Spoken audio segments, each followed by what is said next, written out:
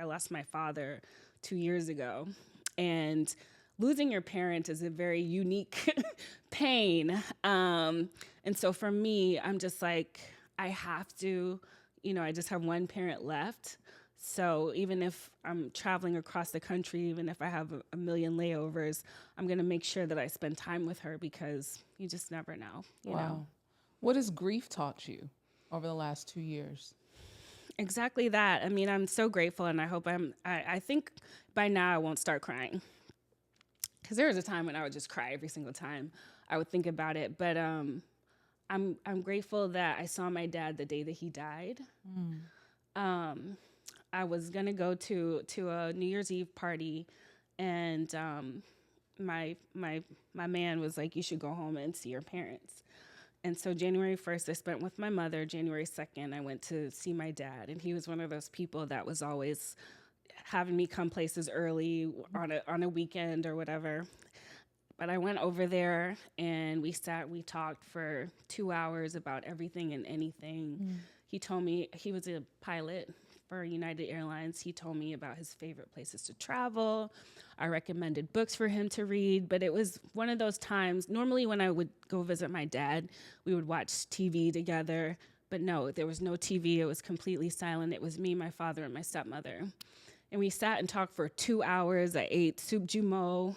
And somebody was like, "Oh, that means you'll get lots of money." And I was like, "Great. I love money." No, I'm just kidding. I'm like, I need that.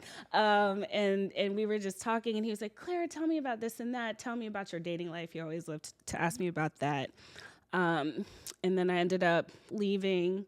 And I remember as he waved goodbye, I was like, "Oh, I should get a selfie with my dad." But in my mind, I was like, "Oh, I'll see him again."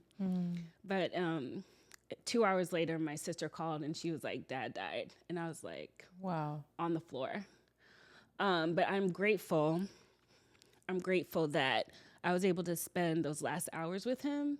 And I think that just taught me, as I'm doing now, to pour into my family and make sure that I'm showing them love and appreciation. Yeah. Because, life is not promised. Yeah. It's not promised. Yeah. Yeah. What was the biggest lesson your father taught you while he was alive? Oh, wow. My dad was,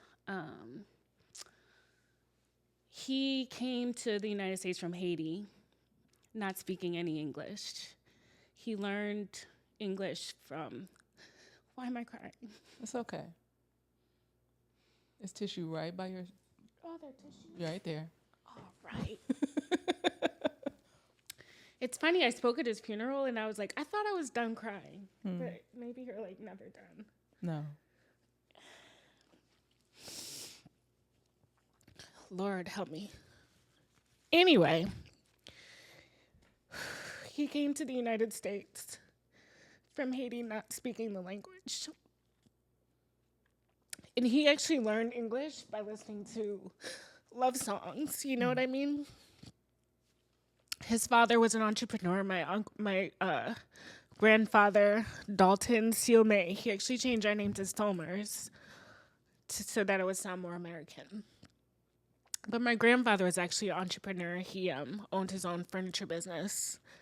Anyway, my grandfather didn't help my father a lot when it came to him, like his studies and things like this. And my dad was always fascinated by planes. He would just sit and watch planes in the sky. But my father, he told a story of how he ate Whoppers from Burger King to save money so that he could go to flight school.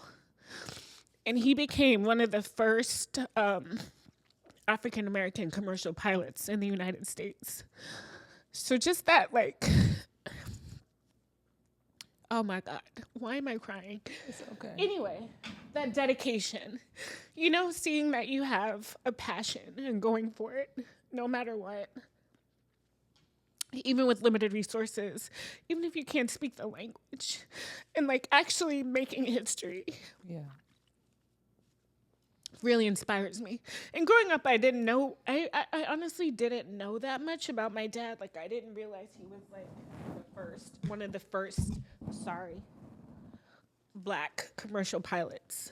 in the United States. But obviously when he passed away, I was able to learn a lot more of his history. But I do think that dedication, that commitment, you know, the refusal to give up no matter what.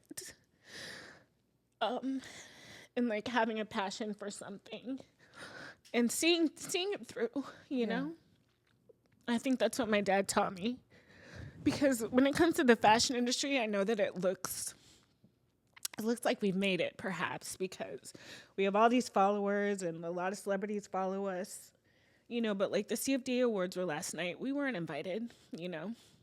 I was asked to vote in the CFDA Awards, which is an honor, but there are still a lot of doors that are closed to us. Yeah.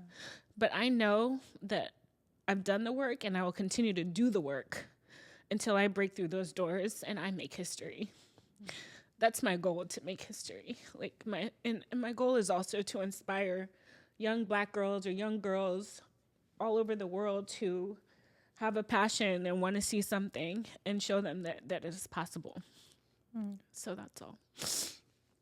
Sorry, guys. No, that is so beautiful. I feel like this is like, out of all the times that I've heard you speak, out of all the interviews that I've watched that you've done, this is the most vulnerable you have ever been.